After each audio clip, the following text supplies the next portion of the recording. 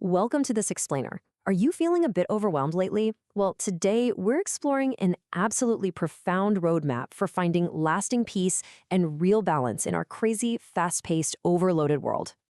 Welcome to Gyan Kosh-beh, a digital repository of Sanatan spiritual knowledge and wisdom. We are continuing the series on Voice of God, an English version of Deivathin Kural. At the very heart of this timeless wisdom is the revered Kanchi Mahaperiyava. He's the brilliant architect behind the Deivathin Kural, or the Voice of God. Now, this isn't just a simple book. It's a monumental compilation of his deepest discourses, teachings, and thoughts, spanning across an incredible 7 volumes. Through his insights, we get this crystal-clear lens to view and actually solve our modern daily struggles. Okay, let's dive into this. Seriously, have you ever just felt utterly burnt out? Overworked, overstimulated, or completely overwhelmed by literally everything? Well, the core of Kanchi Mahaperiyava's teaching tackles this head-on, with a profound Tamil concept, Kanaka Yurukanam. That directly translates to being measured, or practicing the divine art of measure and restraint. It's kind of like the ultimate spiritual antidote to our modern disease of excess. So, we can break this beautiful concept down into 3 actionable pillars. Let's look at pillar 1. Measure in wealth. Normally we think we're doing great with money just because we bargain hard down to the last penny. But worldly accounting often means working ourselves into sheer exhaustion, right? We abandon our spiritual practices and lose precious time, all to chase useless things and build up a false sense of status. We're literally buying stress. Spiritual accounting, on the other hand, asks one really simple question. Is this absolutely necessary for a peaceful life?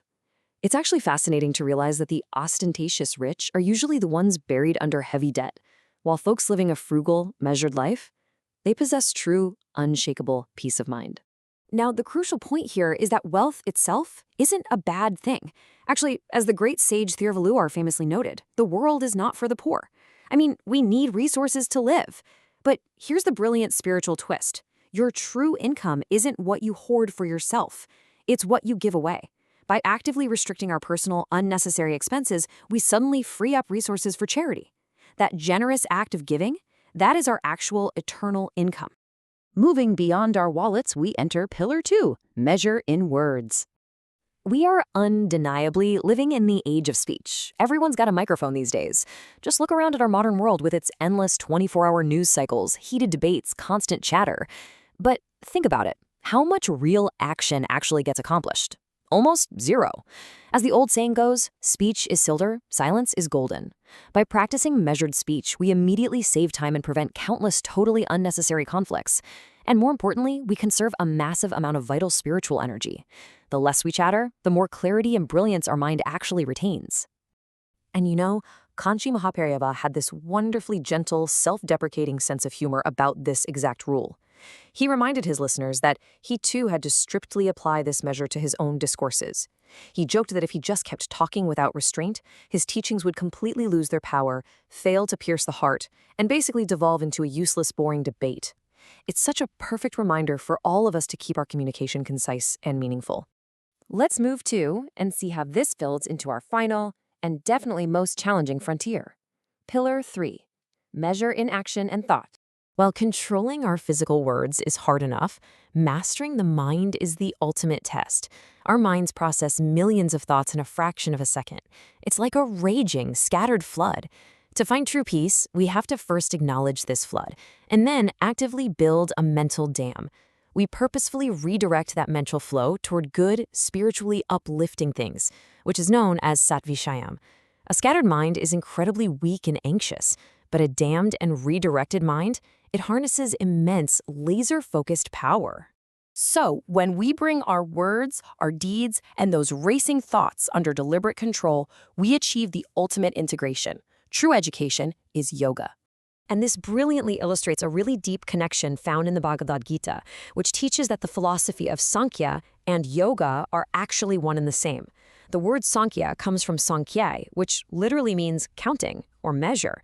When our intellect applies precise measure to everything we consume, everything we say, and everything we think, we achieve this unshakable equanimity and balance. That perfect, measured balance is yoga. Saint Thiruvallur echoed this beautifully in the ancient scriptures. He declared that true education isn't just about accumulating random facts or collecting degrees. The truly educated person is the one who knows measure, the one who possesses that vital, discerning ability to separate the necessary from the unnecessary, the true from the false.